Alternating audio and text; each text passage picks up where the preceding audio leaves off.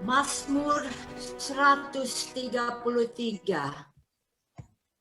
Persaudaraan yang rukun. Nyanyian siarah saudara-saudara diam bersama dengan rukun. Seperti minyak yang baik di atas kepala meleleh ke janggut. Yang meleleh ke janggut Harun dan ke leher jubahnya. Seperti embun gunung Hermon yang turun ke atas gunung kehidupan untuk selama-lamanya. Amin. Jadi tema saya menjaga api di mesbah doa.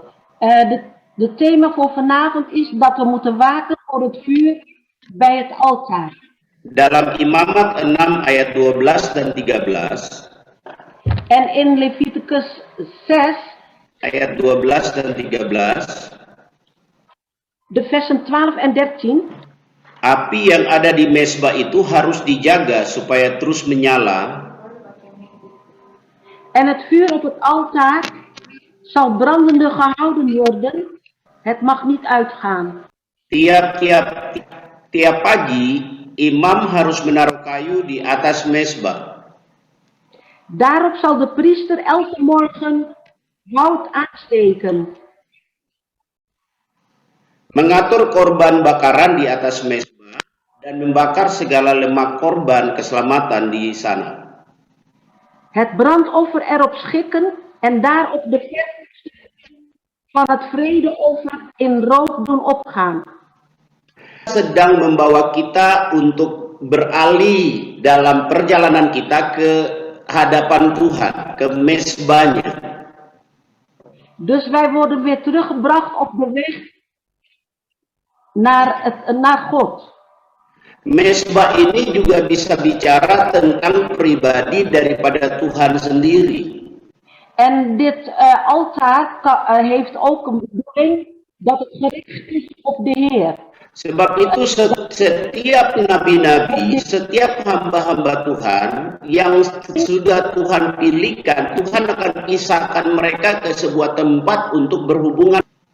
En daarom zal de Heer de priesters apart zetten. Kita Tuhan.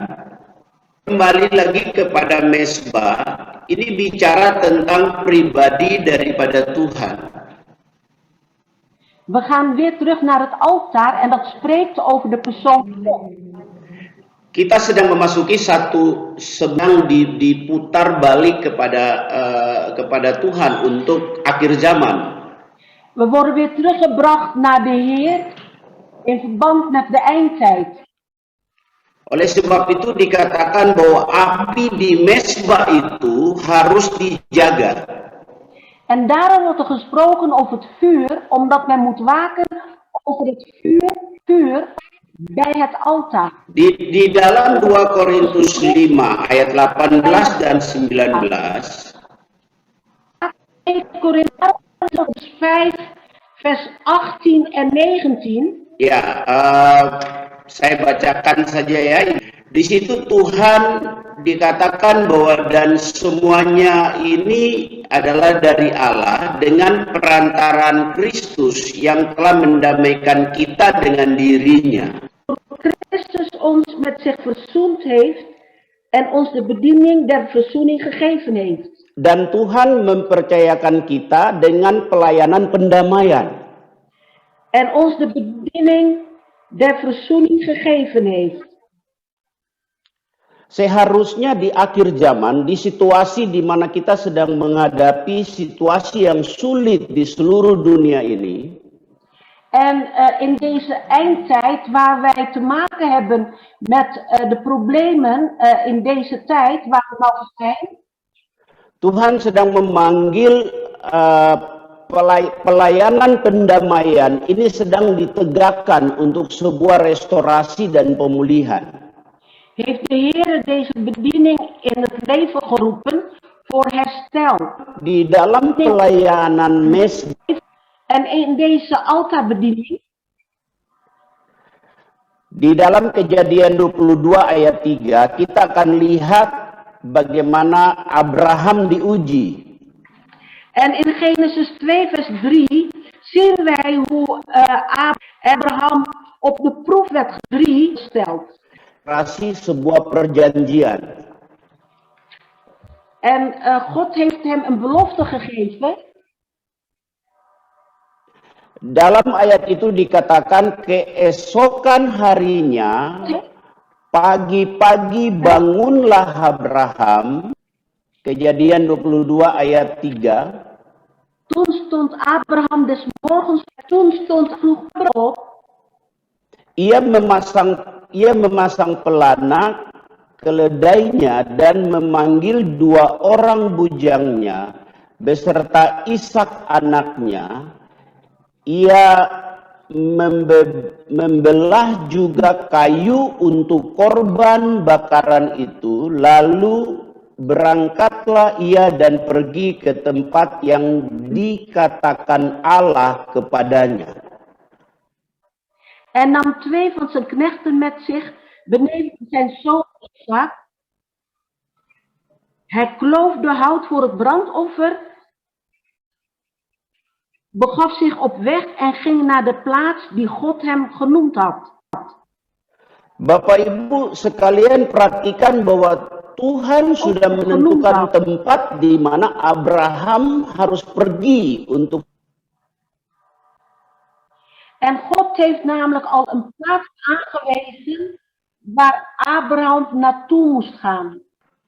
Kalau hari ini Bapak Ibu ada di negara Belgia, hari ini saya ada di Pulau Batam dan juga kawan-kawan ada di Papua, saya percaya bahwa ini merupakan sesuatu.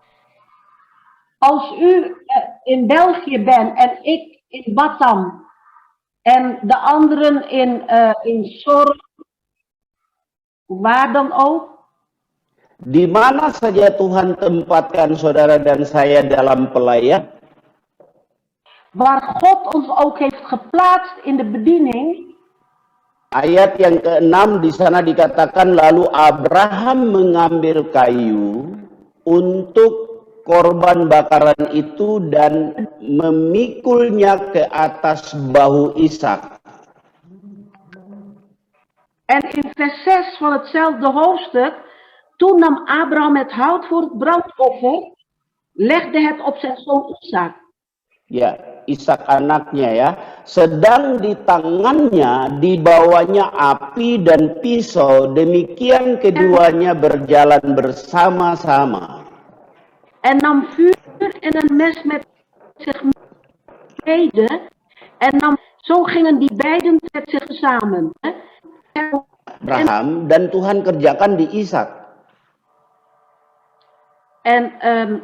En God werkte door Ishak heen. Mesbah, kalau kita katakan mesbah itu identik dengan korban. Mesbah tanpa korban bukanlah mesbah. Een altaar zonder offer is geen altaar. Sedang yang Tuhan berikan kepada korban itu, kepada Ishak yang akan dipersembahkan. En God gaf Abraham Ishak als offer om te offeren. Nah, Bapak Ibu, yang bagian yang kedua ini adalah kita diberikan masing-masing kita ada di mana kita berada. En zo geeft God ons ons zoals wij op dat moment er zijn. Saya catat di sini, saya katakan bahwa beban disertai dengan pengorbanan. En ik heb gesproken over de last die samengaat. En ik heb gesproken met het offer. Kenapa Abraham bisa mengambil api dengan pisau? Di tangan sebelahnya ada pisau, di tangan sebelahnya ada api. En hoe kan het dat Abraham in zijn ene hand zeg maar de mes in zijn hand heeft en vuur in de andere hand? Kita akan masuk hari-hari ini ke dalam kematian daging, ke dalam hal-hal yang kita harus mati bagi diri kita sendiri untuk tujuan Tuhan.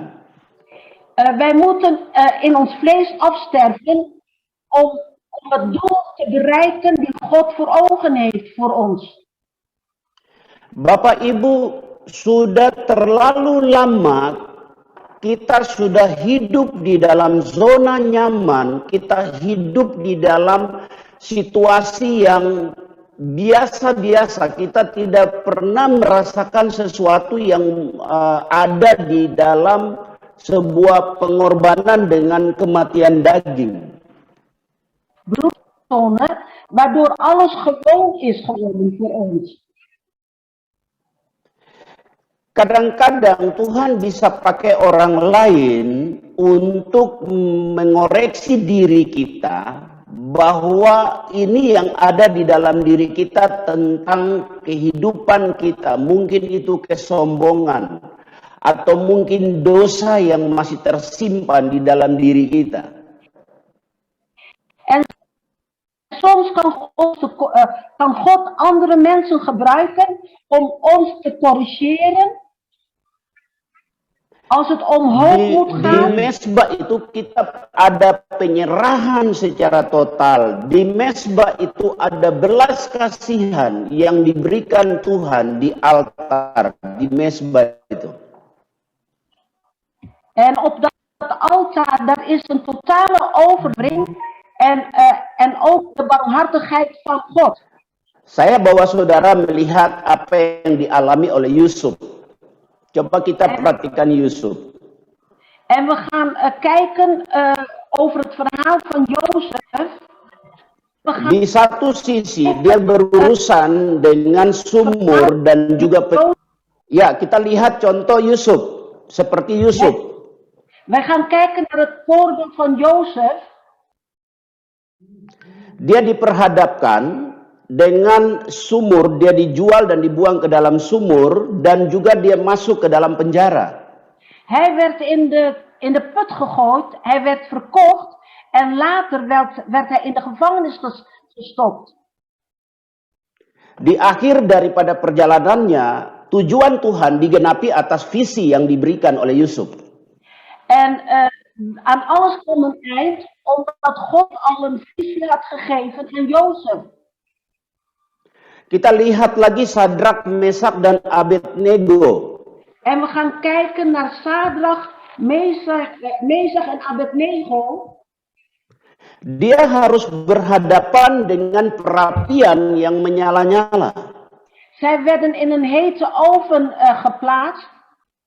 Bahkan Alkitab mengatakan bahwa 7 kali lebih panas dapur pemanasan itu, ditaruhlah mereka di tengah-tengahnya. Personen werden midden in het vuur geplaatst, in het oven, die 7 keer veel warmer is dan gewoon. Kita tidak sadar, Bapak Ibu sekalian, kita tidak sadar waktu kita masuk di dalam proses mesbah. Di situ Tuhan ada beserta dengan kita di dalam proses itu. Wij zijn er niet van bewust dat daar bij dat altaar God er ook is met ons. Yang membuat kita sulit bisa berada di mesbah itu karena keinginan, kebiasaan keinginan daging kita ini. Wat moeilijk is voor ons om naar dat altaar te komen, omdat wij onze eigen dingen gewoon vinden. Kita lihat satu lagi tentang Paulus dengan Silas di dalam penjara. En we gaan kijken naar Paulus en Silas toen ze in de gevangenis zaten. Mereka tidak punya kesalahan atau dosa apapun yang mereka buat, tetapi kenapa mereka ada di dalam penjara? Waarom begaven ze zich in de gevangenis terwijl ze geen zonden begaan hebben of andere dingen? Ada sebuah tujuan yang terjadi lewat Paulus dengan Silas di penjara untuk sebuah restorasi dan pemulihan. En God is bezig met een soort van herstel middels met Paulus, een soort van herstel en Silas. Nah, hari ini Bapak Ibu kita semua sedang dibawa Tuhan untuk kembali kepada mesbah. In deze dagen worden we door de Heer teruggebracht naar het altaar. Bapak Ibu, kita merasakan hari ini, kalau saudara merasakan bagaimana suasana di Eropa hari-hari ini lewat COVID-19. En hoe ervaart u dat mensen in Europa de situatie van COVID-19? Tuhan dibangun, mesbahnya segera didirikan, api di mesbah itu harus menyala. En God zet daar te midden van ons het altaar en het vuur blijft branden daar. Nah, Bapak Ibu perhatikan, saya mau sampaikan satu hal ini yang sangat penting di dalam mesbah bersama dengan Ishak. En ik wil iets belangrijks aan u doorgeven over het altaar. Mereka berjalan bersama-sama untuk sebuah tujuan. Abraham en Ishak liepen naar het Abraham en doel. Het doel. Ishak tidak memberontak kepada Abraham. Abraham juga taat kepada Tuhan untuk apa yang Tuhan ingin sampaikan. En Ishak rebelleerde niet en Abraham was gehoorzaam aan de Heer wat hij moest doen. Kadang-kadang di dalam panggilan Tuhan ini, kita yang dipilih, dipanggil di dalam sebuah tim. En hij plaatst ons in een team. Kita tidak siap untuk diproses di dalam kebersamaan, di dalam tim untuk sebuah mesbah itu. Kadang-kadang persoalan terjadi antara teman yang satu dengan teman yang satu. Ada biasanya dalam tim itu terjadi ketidakcocokan, terjadi perpecahan, terjadi masalah. Kita tidak siap untuk sebuah proses mesbah. En soms worden we nog niet klaargemaakt in een proces om samen in dat team te kunnen werken, want soms kunnen we niet met die of die ander samenwerken.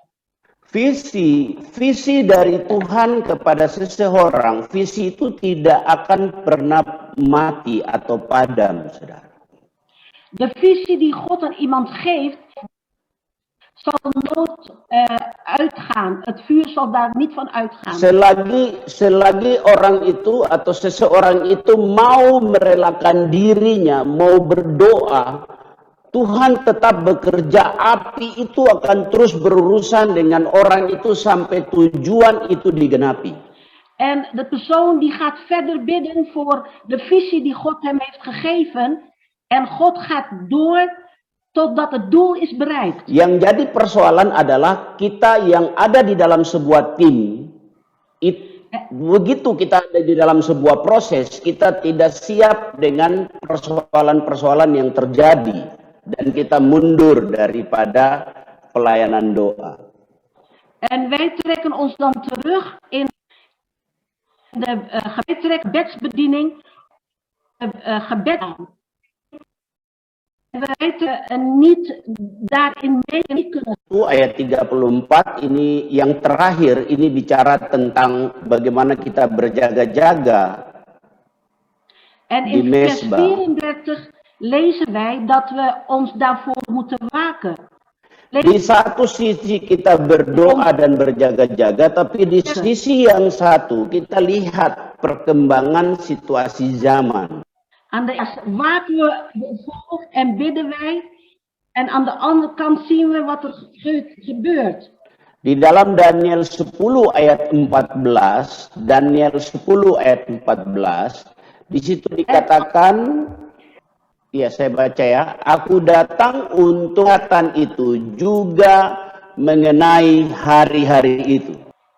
En ik ben gekomen om u te verstaan te geven wat uw volk in het laatst der dagen overkomen zal. Saudara lihat setiap saat, setiap waktu ketika engkau disuruh Tuhan untuk membangun mesbah di waktu-waktu yang akan datang dan apa yang akan terjadi. En God werkt eraan mee dat wij dat altaar klaarzetten.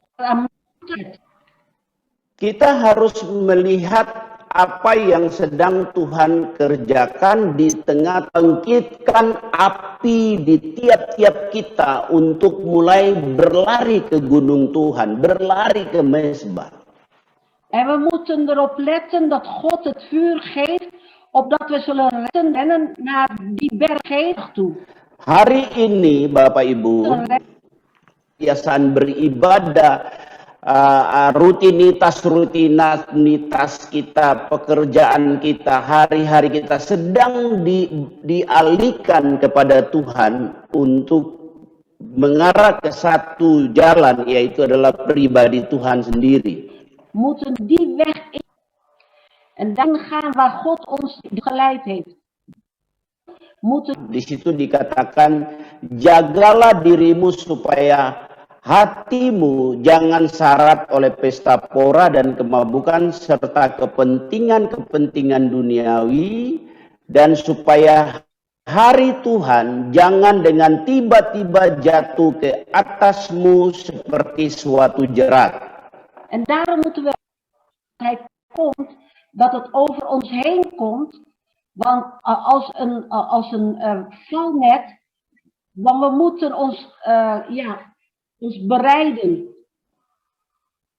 Ayat 36, berjaga-jagalah senantiasa sambil berdoa supaya kamu peroleh kekuatan untuk luput dari semua yang terjadi itu, supaya kamu tahan berdiri di hadapan Anak Manusia. Lukas 21 vers 36. Ya, berjaga-jagalah senantiasa. Waakten allen tijden, biddende dat gij in staat moogt wezen te ontkomen aan alles wat geschieden zal en gesteld te worden voor het aangezicht van de Zoon des Mensen. Ini waktu saya akan tutup Bapak Ibu, ini waktu yang sangat penting, waktu yang begitu ditentukan bagi saudara dan saya untuk mulai kembali ke mesbah itu. En dit is nu de tijd, broeders en zusters, dat we terug gaan komen naar het altaar. Terjadi di alam roh konfrontasi kuasa kegelapan yang begitu besar sekali, roh-roh jahat dengan semua kegelapan di seluruh dunia, di seluruh benua sedang bergerak dengan begitu cepat untuk memusnahkan, semua sedang dikacaukan.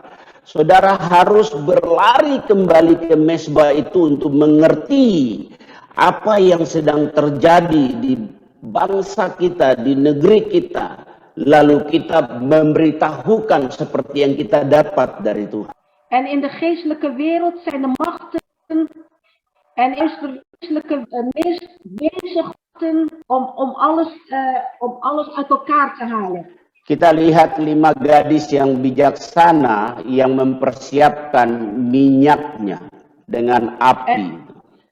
En we kijken naar de 5 dwazen en de 5 wijze maagden. Naar de 5 wijze maagden.